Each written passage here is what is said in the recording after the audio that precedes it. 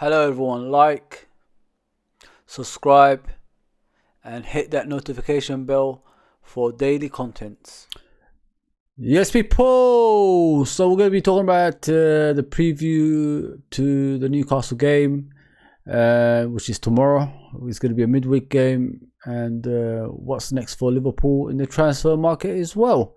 So let's talk about this. Let's do this people, let's do this.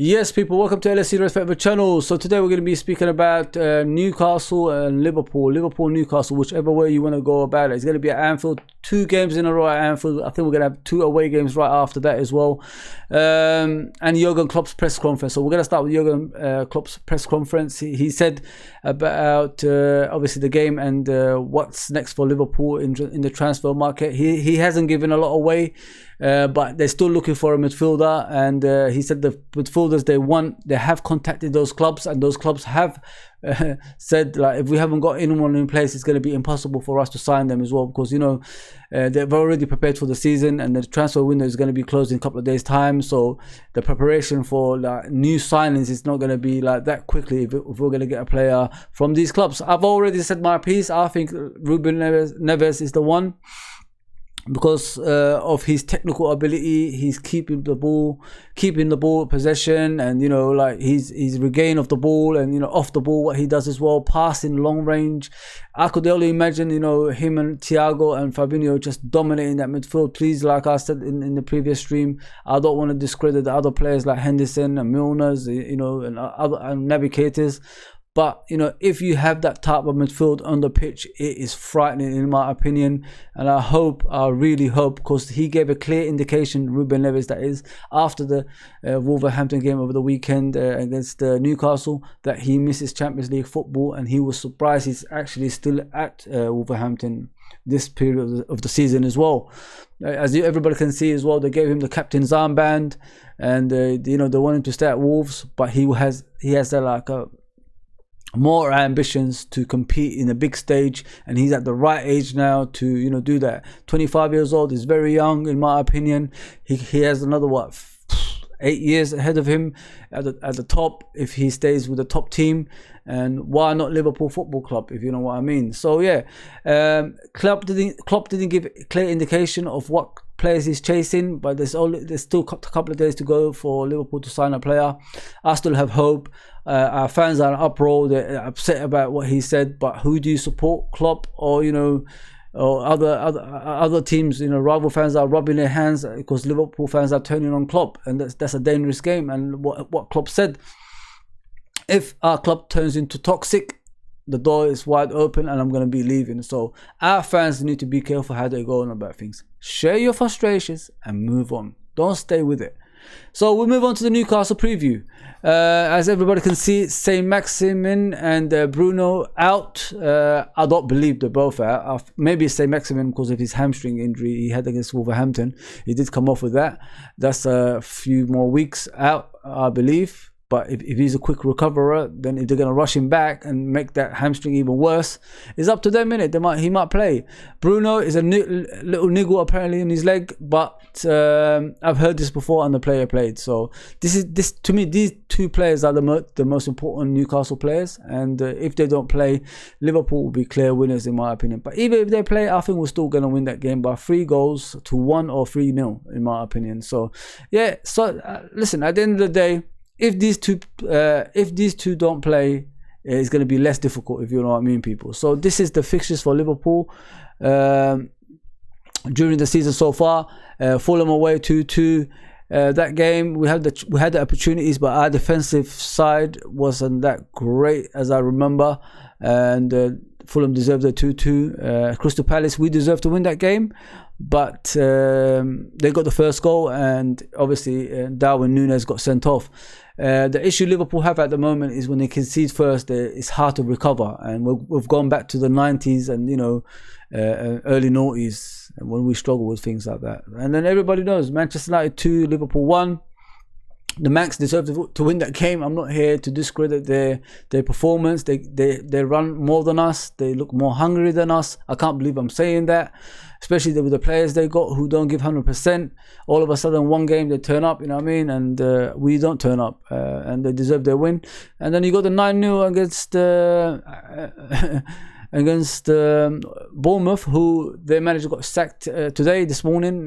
Paul Parker is no longer the Bournemouth manager. He's gone. Which is strange in my opinion. He got you promoted. Yes, you won your first game against Aston Villa. Why are you just like all of a sudden turning on him because he's facing Man City, Arsenal and Liverpool? That's a tough games as it is.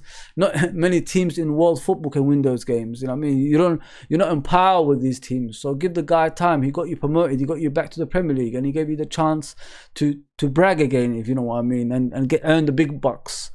But yeah, it's strange. It's very strange. The league so far looks like this. Arsenal are top, Man City second, Tottenham third, Brighton fourth, Leeds fifth, Chelsea sixth, Newcastle seventh, Manchester United eighth. Liverpool are climbing up to ninth position. It's weird, isn't it? Man United lose twice and they're still on top of us. Weird. And you got Brentford 10th, and you got Fulham, you got Crystal Palace 12th, 13 Southampton, and then you got Nottingham Forest, who are doing pretty well. I thought they played well against Tottenham the other day. They were just unlucky. And then you got Aston Villa. Steven Gerrard looks in trouble at the moment. I don't know why Liverpool fans are in uproar. Like, when people are having a go at Steven Gerrard, he's no longer a player. He's no longer a product of Liverpool. He's moved on. Let him get on with his own business. We move on with our business. Let's worry about our own club. You know what I mean? That's how I see it. I'm Liverpool. I'm not Steven Gerrard FC. That's what Liverpool fans need to look at as well. West Ham, they're 16th. They're struggling this season for some reason. Like, look at that, 3 losses, 1 win. That's weird. And then you got Bournemouth, 1 win, and they got 3 losses. You got Everton at 18th. You got Wolverhampton, and you got Leicester. So those 3 haven't won a game this season so far. So it's not only Liverpool that was going through that issue, but eventually we corrected it. Yeah, so that's what's happening at the moment in the league. Like, Arsenal are top. Like, somebody has to set the pace. You know what I mean? And fortunately for Arsenal fans, it's them. They think they're already challenging. Yeah, let's listen. Let people think what they want to think. You know what I mean? And let them enjoy themselves. Because everybody knows, 20 games into the season, you're not at the position you was in the beginning of the season. So it's a long way to go. What do I see in this game against Newcastle tomorrow? Like I said, Liverpool will win this game. I think by 3-0. But they can't get a goal. But I don't see Wilson playing either. So they still got issues in that side of things. And is Woods gonna score a goal? I don't know. I don't even know if he's a clinical finisher. So yeah, I can see Liverpool winning by 3-0. And I think we're slowly getting to the team that we want to be again. We just got to keep improving. Just keep improving. Get the injury-prone players back, and then we'll just climb up that table. Get points by points until we get to the top, and then try get that distance from the rest. Once we get there, hopefully. The transfer window is only a few days away, 31st of August. Can we still sign a player? Yes, but I'm not holding my breath for these owners, if you know what I mean, people. They could be saying, "Oh, we beat Bournemouth 9-0. Why do we need any players?" Those kind of things happen at Liverpool nowadays. But there's a time these owners have to realize, if we're not competing on the pitch and we're not keeping our distance from these other teams in the Premier League, we're not going to be there anymore, because other teams are getting richer. They're spending the money they have. We're just standing still. We're buying one player here, one player there. It shouldn't be like that. We should be like strengthening from a position of power, which we don't do. And I've said this years ago, we just keep doing the same thing. We're always one player short, which hampers our league position eventually. I don't want to see 1 point again. I'm done with that. You know what I mean? But I understand the rebuilding process as well. Yeah, so yes, people, I hope you enjoyed this preview, and I'll see you soon. Please like, share, and subscribe, and, you know, get into our social medias over here as well. You can see all of them. All of them are here: Facebook, Twitch, YouTube, Twitter, and Instagram. We're all in that one. If you need help with anything, just message me as everybody else does, and I'll help you as much as I can as well. Take care, everyone. Take care, and I'll see you soon.